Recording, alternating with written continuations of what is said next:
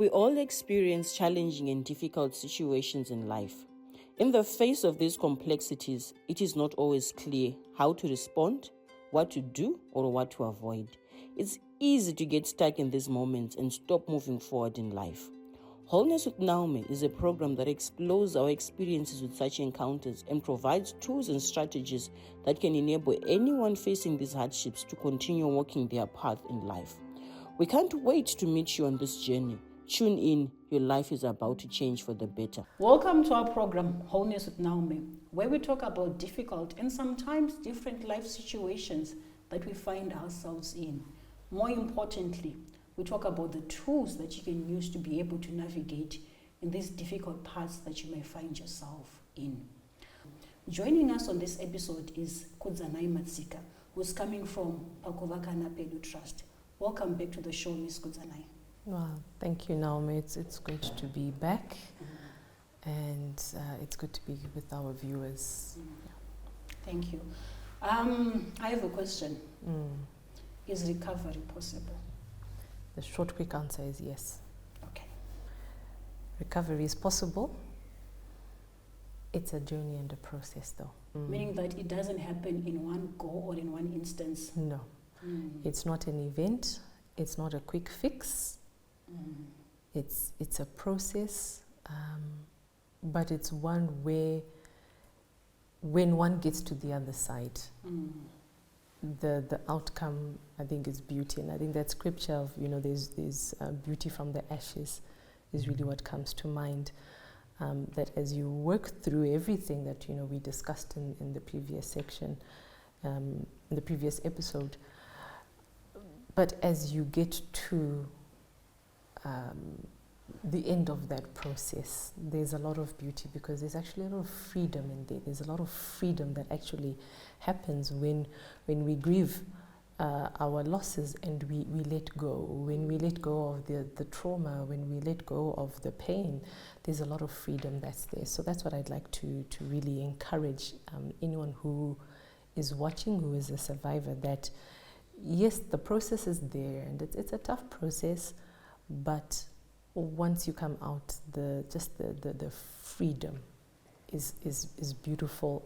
I've seen so many women walk through this process, and to see them thriving actually now, to see them thriving in their day-to-day lives, to see them thriving in their purposes, because part of what we do when we are walking through healing and recovery with people is we want you to start tapping into what is your God-given purpose. What did God put you on this earth to do?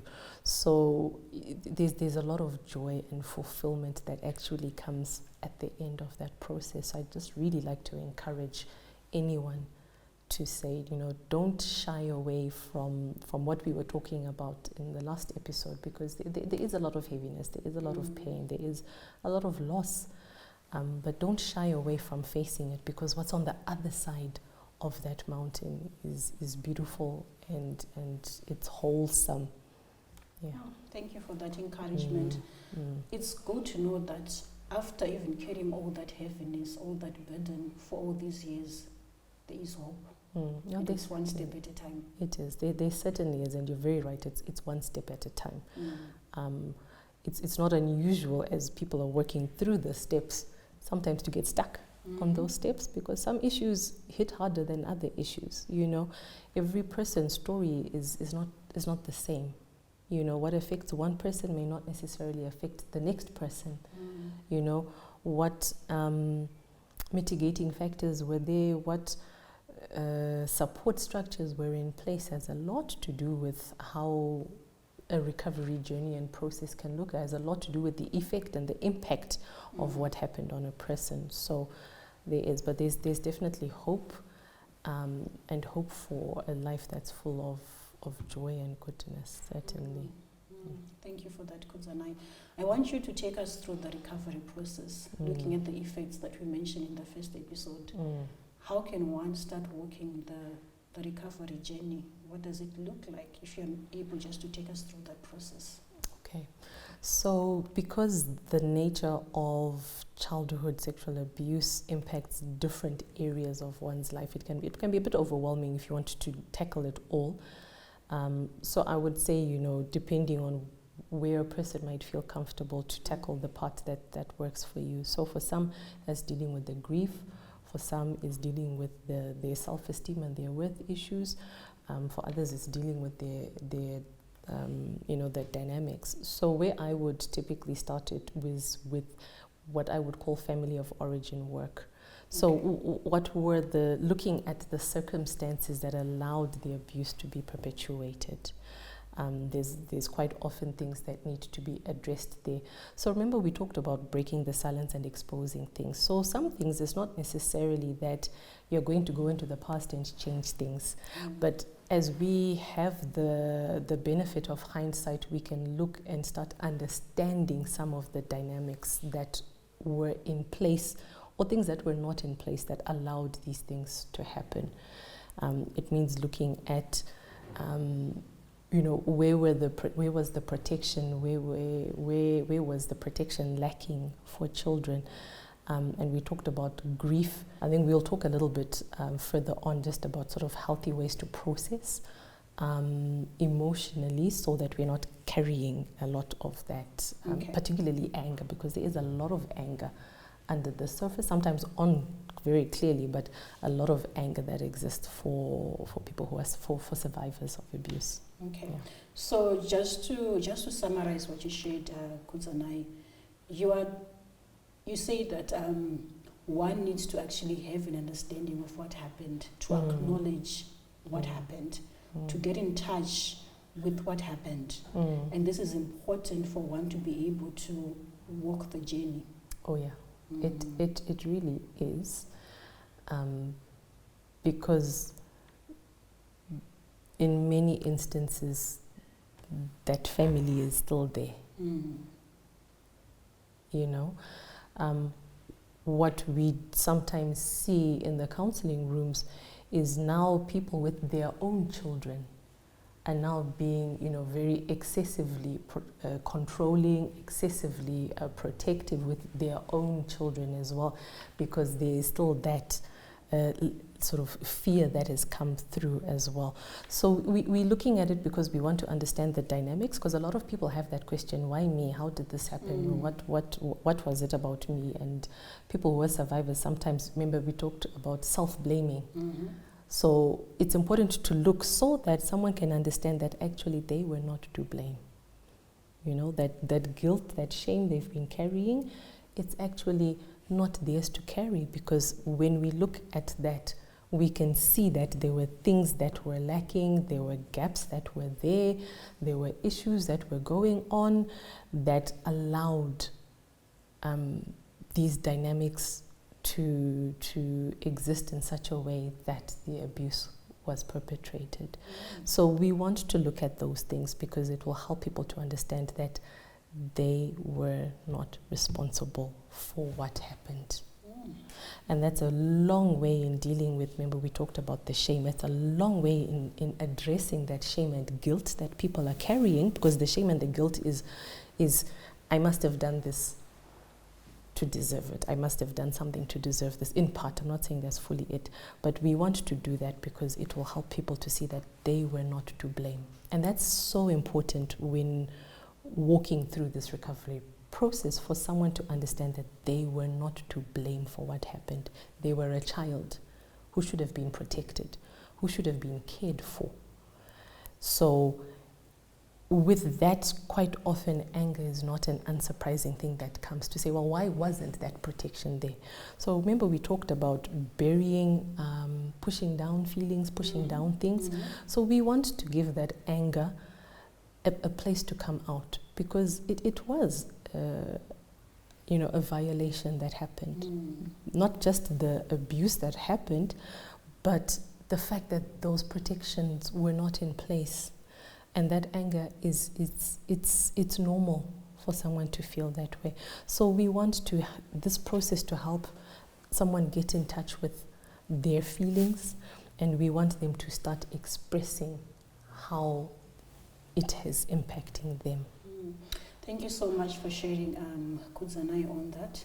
But before we continue, viewers, let's take a short break and do join us in the next segment.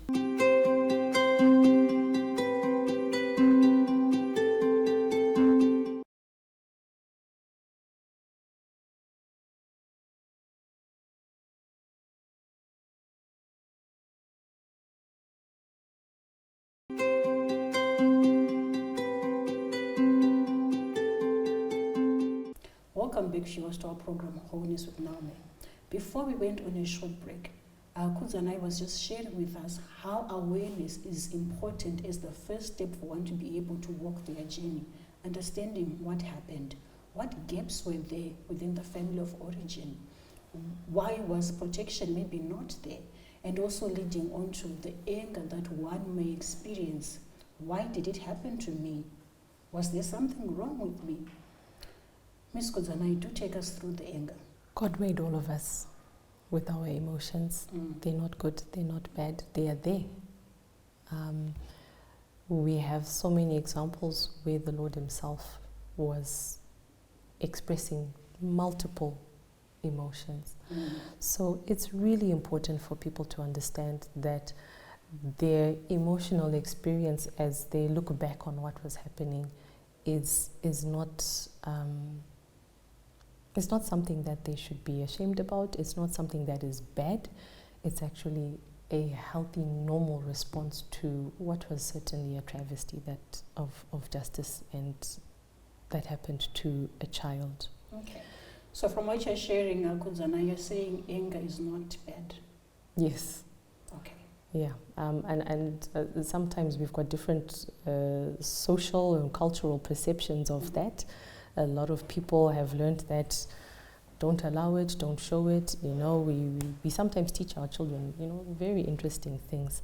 But it's a normal response to a violation, actually. And in this case, a really vile violation, if you think about it. So in looking at anger, it's important to allow it. It's important to express these things. You know, we talk about having healthy ways. You know, journaling is healthy, being able to go for a walk. You know, some people like to run. You know, these are ways to channel anger, energy, if I can call it that, in healthy ways that are not destructive, because when we leave anger alone, it can become destructive. So whether it's in outbursts, the way we're dealing with people, or if we allow these things to sort of fester internally within ourselves. So we want to look at the family of origin work. We then want to look at what impact has the abuse had on the specific person. You know, you want to look at what areas of my life have been affected. This, we talked about self-esteem a little bit last time, interpersonal relationships. You mentioned impact on the physical impact and reproductive health. That's a big one, a very, very big one that sometimes goes unacknowledged. You know, that sometimes the damage is extensive and that people are not able to have children or need reconstructive surgery to some degree. So we want each person to look at how has my life been impacted. Another thing that we might see occurring here in an adult survivor is the effect of trauma. So when we're talking about trauma, we're talking about what might this look like. That might look like flashbacks. It might look flashbacks of the event, unwanted flashbacks. It might look like intrusive thoughts. It might look like if you walk past a person who resembles the person that abused you, it triggers a fear or anger response in you. I talk about the anger response because as a child, most people were disempowered to do something about what was happening to them. Remember, we talked about there's a power dynamic. So now as an adult, we have power. We can do something, right? So you'll find with survivors is that sometimes the anger response is very huge because now they are able to do something. They are in a position where they can. So if someone walks past someone who resembles their abuser, they can have that fear or anger response. It could be a smell because the room where it happened had a particular smell. So you might see someone being triggered into anger or anxiety or panic attacks in extreme cases. We talk about something called hypervigilance. So hypervigilance is the state of always being on guard, always feeling like you're not safe, always feeling like that person's out to get me. It can even go as far as, you know, if you're walking down the road believing that that person has an intention to harm you. And then you can even go so far as to then behave towards that person as if they have an intention to harm you, you know. So we want this person to now be looking at the different areas of their lives. How is it affecting them? So we've talked about anger, we talked about losses. So we talked about avoidance is another thing that we might see a lot of. So this is avoidance to what? So in the case where, let's say, the perpetrator is still alive and is still involved in the survivor's life to some degree, avoidance of that person, avoidance of places that remind them of that. Sometimes the avoidance can be directly related to it, or it can take a very different form where they're now avoiding things that remind them of what happened. Okay, so it can be avoidance of family gatherings if that's where they're going to encounter the person. But is that wrong? Oh, that's a tough question. I'm just putting myself in the shoes of someone that has maybe undergone child sexual abuse, and maybe the perpetrator was within the family. And there's a family gathering that I know that person will be there. Do you know what? Avoidance is it's a defense mechanism. Okay. So as young children, our defense mechanisms, it's like our mind's way of protecting us against harmful things that are psychologically harmful. So yes and no, because there's a time where it was necessary for that to be in place. But now as an adult, this behavior can actually now be causing greater harm, or now is unhelpful, because if it's a case where the person's now avoiding things that remind them of, imagine how limiting and restricting that is to your life. True. Let's take it a step further. Now I might have a daughter who I'm now also encompassing in my avoidance things and the like. So the impact is, it's a ripple effect outward, really. So this is sort of how the trauma operates, the interpersonal relationships, people's ability to trust other people, to be open to receiving friendships, romantic relationships, in marriages. So there's a lot that one would want to look at to say, which areas of my life have been affected and how? Okay. How is this happening? Then we want to tackle those areas one at a time. If we're being practical, one at a time. Okay, how do we rebuild self-esteem? Let's take a short break, Shiwas. Do join me in the next segment. Thank you.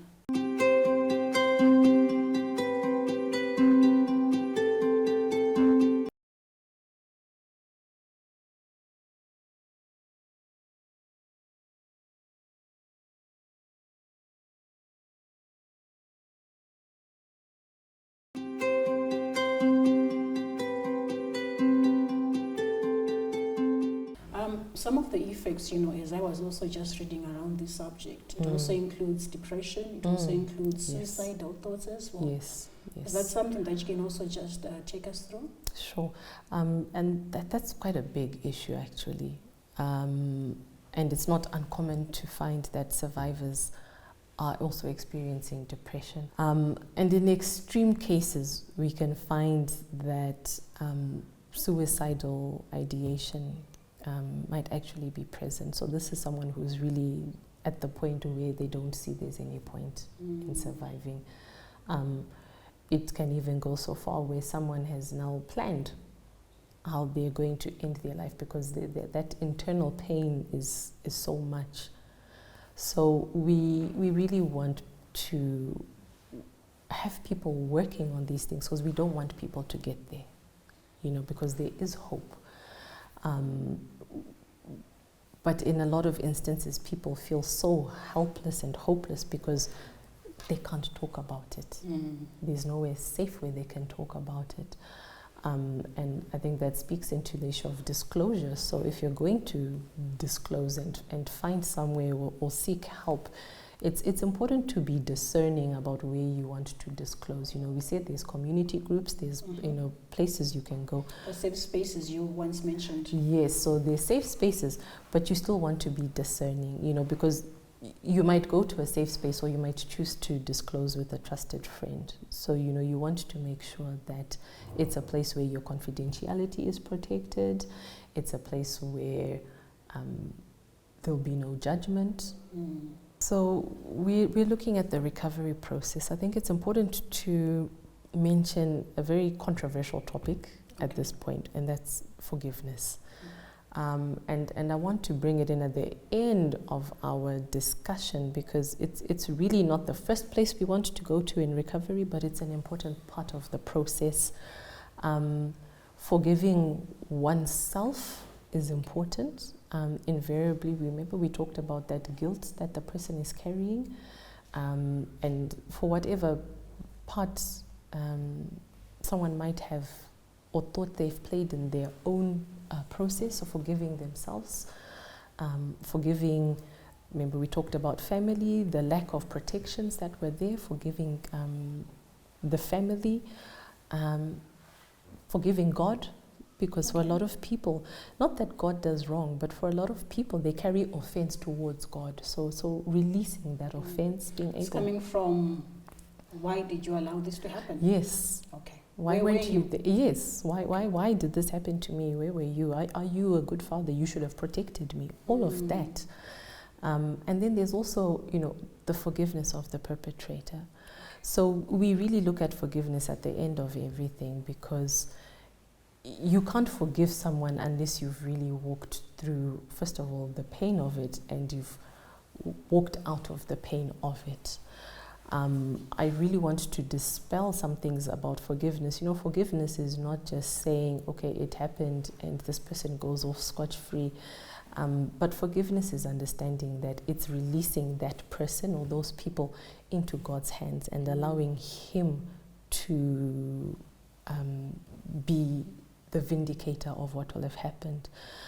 Forgiveness is really about you, the individual, and letting go of that.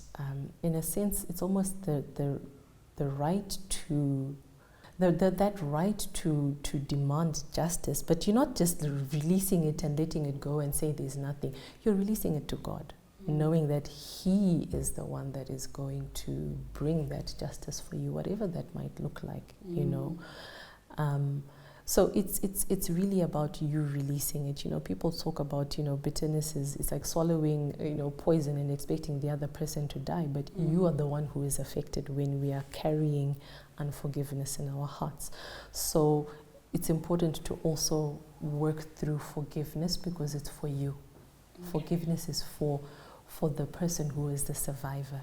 Actually, you are the main beneficiary when you are a survivor who is walking through forgiveness. And again, forgiveness is not an overnight process. It's a journey. It's a journey. And for it to be a genuine releasing, you know, it means having walked through the pain of everything and facing the pain that, you know, all the things we've been discussing, you know, because, you know, we're not just slapping a bandage on things, you know, that's not effective. Viewers, you've heard it. The past may be deep and dark. There is hope. There is hope in the future, which is unclaimed. It's one step at a time. As you go through the processes, getting in touch with the pain. Where is my pain? Where was I hurt? Why does it hurt me? A step at a time till you get to the end of the journey. And as you're doing that, you actually are walking through the healing journey. It's not a one-day event. It takes time. Be gentle with yourself as you walk through this journey. It took you years to be where you are. It may require time for you to be able to actually come out of it fully. But there is hope and victory lies ahead. Thank you so much for joining us on this show. Do continue in wholeness. Thank you.